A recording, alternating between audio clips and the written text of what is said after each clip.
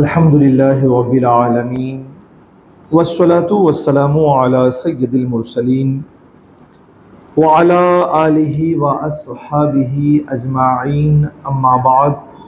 हुसूल बरकत के लिए एक बार दुरूद पाक पढ़ लें। अल्लाहुम्मा सल्लि अला सय्यिदिना व शफीना व नबीना व मौलाना मुहम्मदिन बारिक व सल्लिम सलातु व सलामन अलैका या सय्यदी या रसूल अल्लाह। लिस्साइमी फरहतान फ़रहतुन इंदा फ़ित्रिही व फ़रहतुन इंदा लिक़ाई रब्बिही वला खुलूफ़ु फ़मिस साइमी अत्यबु इंदल्लाहि मिन रिहिल मिस्की व सियामु जुन्नतुन व इदा काना यौमु सौमी अहदिकुम फ़ला यरफ़स वला यस्ख़ब फ़इन साबहु अहदुन इज़ क़ातलहु फ़लयक़ुल इन्नी इमराउन साइमुन। चूँकि कल जो दर्स का सिलसिला चल रहा था और उसमें जो हमने हदीस मुबारका पढ़ी थी उसका कुछ हिस्सा रह गया था, उसका पहले तर्जुमा समाअत कर लें, फिर हम उस पर गुफ्तगू करते हैं। जो हदीस हमने कल पढ़ी थी वो हज़रत अबू हुरैरा रज़ियल्लाहु ताला अन्हु से रिवायत थी और उसके एक हिस्से पर गुफ्तगू हो चुकी है। दूसरा हिस्सा ये था कि लिस्साइमी फरहतान, कि रोज़ेदार के लिए दो खुशियाँ हैं। फरहतुन इंदा फित्र ही, एक खुशी हो जो उसे इफ्तार के वक्त मिलती है, व फरहतुन इंदा लिक़ाई रब्बिही, और एक वो खुशी जो उसे अपने रब से मुलाकात के वक्त मिलेगी। वला खुलूफ़ु फ़मिस साइमी अत्यबु इंदल्लाहि मिन रिहिल मिस्की, और रोज़ेदार के मुंह की बू अल्लाह के नज़दीक मुश्क की खुशबू से बढ़ करके है। वसियामु जुन्नतुन, और रोज़ा ढाल है। व इदा काना यौमु सौमी अहदिकुम, और जब तुम में से कोई रोज़े की हालत में हो किसी दिन, तो फला यरफस, तो कोई बुरी बातें ना कहे। वला यस्खब, और न ही शोर मचाए। फ़इन साबहु अहदुन, और अगर कोई बुरे भले अल्फाज कहे या गाली गलौज कहे, इद क़ातलहु, या ये कि वो जंग पर आमादा हो जाए, तो रोज़ेदार को चाहिए कि फलयकुल, वो कह दे कि इन्नी इमराउन साइमुन, कि मैं रोज़ेदार हूँ। इस हदीस मुबारका में रोज़ेदार को दो खुशखबरी सुनाई गई, दो बशारत दी गई। एक ये कि रोज़ेदार को इफ्तार के वक्त खुशी हासिल होती है, और रोज़ेदार को इफ्तार के वक्त जो खुशी हासिल होती है वो रूहानी खुशी भी हासिल होती है और जिस्मानी खुशी भी हासिल होती है। रूहानी खुशी कैसे हासिल होती है?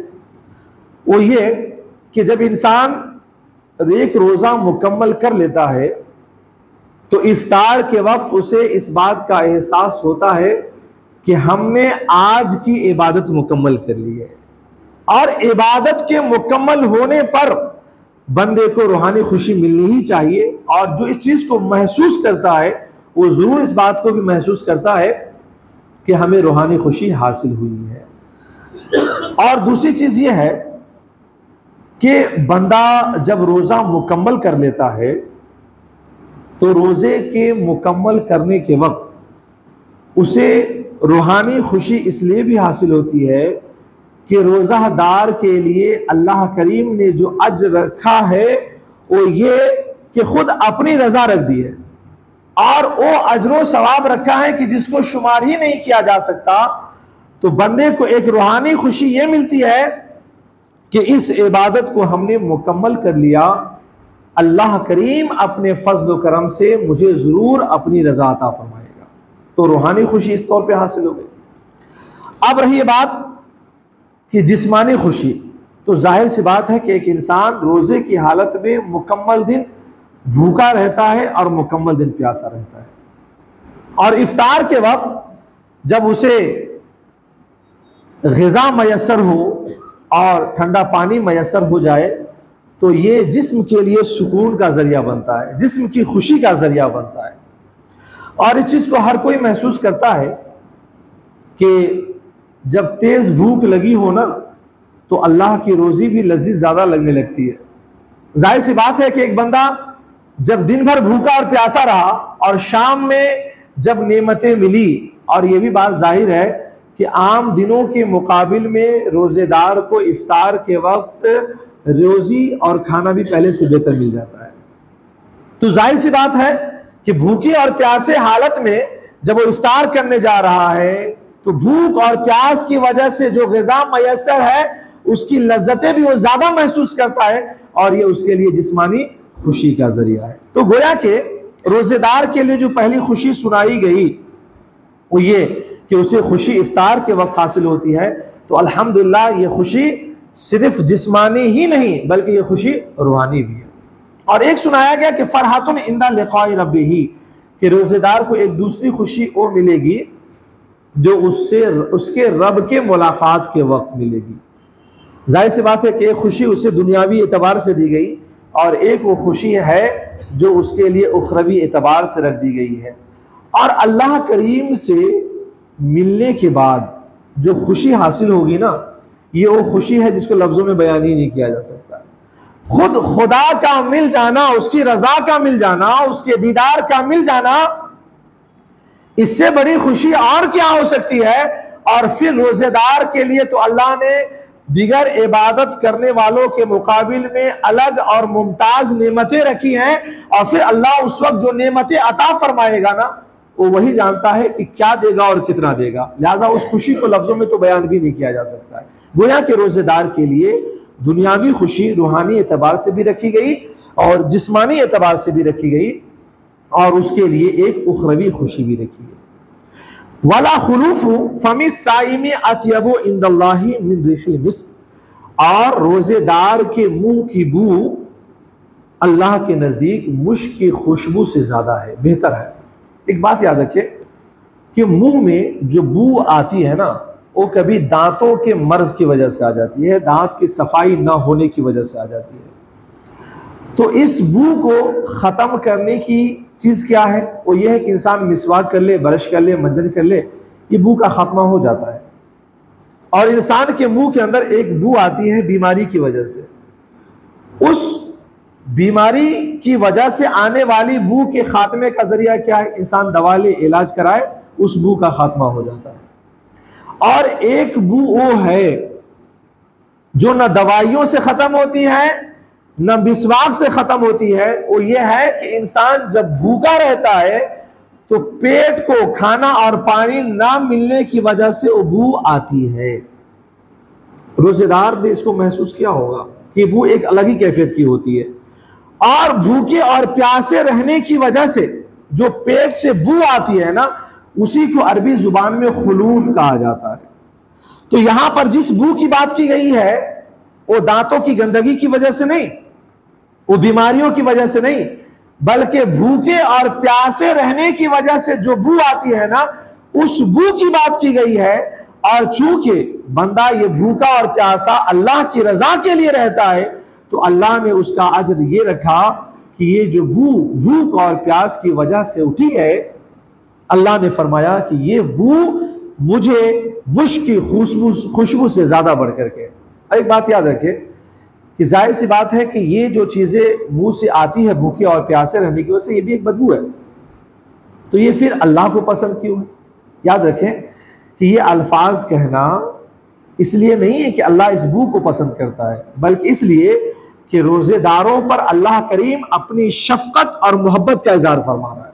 जैसे एक बच्चे को माँ गोद में लिए रहे तो उसकी गंदगी के बारे में अगर कोई कहे तो अरे छोड़, मेरा बच्चा ये अत्र से बढ़ करके है, कोई पसीने की बदबू मेरे बच्चे की आ जाए तो ये उसको कहते हैं अरे ये इत्र से बढ़ करके है। क्यों? अपने बच्चे के लिए शफकत और मोहब्बत का इजहार है। जब बंदा रोजा रखता है तो अल्लाह करीम ने उसके साथ वो शफकत और मोहब्बत का इजहार फरमाया कि बंदे भूख और प्यास की वजह से जो तेरे मुंह से बू आ रही है, ये बू नहीं, सुन ले, ये अत्र और खुशबू से भर करके है मेरे नजदीक। अच्छा, कोई बू आए तो इसका ये मतलब नहीं है कि उसको धोया ना जाए। जाहिर सी बात है कि जिस तरह पसीने की बू हो उसको दिफा करनी चाहिए, अगर इस बू को भी किसी जरिए से अगर हम, मतलब यह है कि अगर अपने हद तक हो तो ठीक है, दूसरों की हद तक ये ना जाए, अगर दिफा किया जा सकता है तो जरूर की जानी चाहिए। और इस पर मैं तफसीली गुफ्तगू करूंगा इंशाल्लाह आने वाली हदीस के मुकाबिल में। फिर फरमाया वस्याम जुन्नतुन, और रोजा ढाल है। ढाल किसे कहते हैं? जो मैदाने जंग में दुश्मनों के तीर और तलवार को रोकने के लिए काम आए, उसे ढाल कहते हैं। अल्लाह करीम ने फरमाया रोजा ढाल है। क्यों है? ये दुनियावी एतबार से भी ढाल है और उखरवी एतबार से भी ढाल है। वो इस तौर पर कि बंदों पर बातनी हमले भी होते हैं और जाहिरी हमले भी होते हैं। बातनी हमला क्या है? वो नफ्स का हमला है, और जाहिरी हमला क्या है? वो शैतान का हमला है दुनिया में। हुजूर ने फरमाया कि रोजा ढाल है, मतलब यह है कि जब इंसान के ऊपर उसके बातनी हमले होते हैं, नफसानी हमले होते हैं, तो रोजा उसको नफसानी हमलों से भी बचा लेता है। और जब शैतानी हमले होते हैं तो रोजा उसे शैतानी हमलों से भी बचा लेता है। अब फिर यह कि शैतान क्यों हमला करता है जबकि कैद कर दिया जाता है, इसकी वजाहत मैंने पहले कर दी है। और एक चीज ये कि रोजा ढाल है, इसका मतलब यह भी है कि अगर किसी वजह से बंदा अगर गुनाहों के करीब चला भी जाए तो रोजा ढाल बंद करके रोजादारों की हिफाजत कर लेता है। और उखरवी ढाल इस तौर पर है कि कल कयामत का दिन होगा, सूरज सरों पर होगा और नफसी नफसी का आलम होगा, तो हदीस में इस बात की भी वजाहत मिलती है कि रोजादारों के सरों पर रोजे को ढाल बना करके सूरज की तपिश से उसको बचा लिया जाएगा। और एक ये कि बंदे को रोजा उसकी शफात करेगा और जहन्नम से उसे बचा लेगा। गोया कि रोजे को जो हुजूर ने ढाल फरमाया है, ये ढाल रोजादार के लिए रोजा दुनियावी एतबार से भी है और उखरवी एतबार से भी है। फिर उसके बाद आका ने इरशाद फरमाया कि वह इदा काना यौमो सौमी अहदुकुम, और जब तुम में से कोई किसी दिन रोजा हो तो फला यरफस, कोई बुरी बात ना करे, वला यसखब, और ना शोर शराबा करे, यानी जंगो जिदाल ना करे। फ़इन साबहु अहदुन, अगर कोई बुरी बात कह भी दे, इद क़ातलहु, या जंग पर वो आमादा हो भी जाए, तो रोजेदार को चाहिए कि उसके बुरे अल्फाज का जवाब ना दे, और सामने वाला अगर कोई जंग कर रहा है तो उससे जंग पर आमादा ना हो जाए। फल यकुल, बल्कि चाहिए कि ये कह दे इन्नी अमरुन साइमुन, मैं रोजेदार हूं। जाहिर सी बात है अगर कोई गाली गलौज करे भी और जब लड़ाई झगड़े पर आमादा हो जाए और सामने कह दे वाला कि भाई मैं ये काम नहीं करूंगा, मैं रोजेदार हूं, तो उम्मीद है कि सामने वाला खुद ही शर्मिंदा हो जाएगा। दूसरी बात यह है कि रोजे की हालत में क्या कोई बुरे अल्फाज नहीं कह सकता, क्या कोई जंग नहीं कर सकता। याद रखें कि रोजा हमारी जाहिरी इबादत भी है और हमारी बातनी इबादत भी है। एक रोजा तो यह है जाहिरी एतबार से कि सुबह सादिक से लेकर के गुरूब आफ्ताब तक आप खाने पानी और हम बिस्तरी से आप अपने आप को बचा लें, और एक तरीकत और बातनी वाली इबादत यह है कि बंदा रोजे की हालत में अपने तमाम आज़ा का रोजा रख ले, और वो ये है कि न कान से किसी गलत काम को सुनना गवारा करे, न जबान से किसी बुरे अल्फाज को कहना गवारा करे, न ही बुरे सोच और ख्यालात अपने अंदर लाए, न कदमों को किसी बुराई की तरफ बढ़ाए, यानी तमाम आज़ा का रोजा रख ले। हुजूर ने इसी की तरफ इशारा फरमाया कि कोई बुरा भी कहे तो तुम खामोश हो जाओ, कोई लड़ाई झगड़ा भी करना चाहे तो तुम खामोश हो जाओ, इस तौर पर कि तुम अपने बदन के तमाम आज़ा को रोजे की हालत में कर दो कि तुम्हारे किसी भी आज़ा से किसी भी तरीके के नापसंदीदगी वाली बात का इजहार नहीं होना चाहिए। ये तुम्हारा जाहिरी रोजा भी होगा और बातनी भी रोजा होगा। चूंकि आज इतवार का दिन है और इतवार के दिन हम चूंकि जिक्र भी करते हैं, तो हमारी महफिल का दूसरा हिस्सा जिक्र पर मुश्तमिल होगा। इंशाअल्लाह मुख्तसर अंदाज में उसको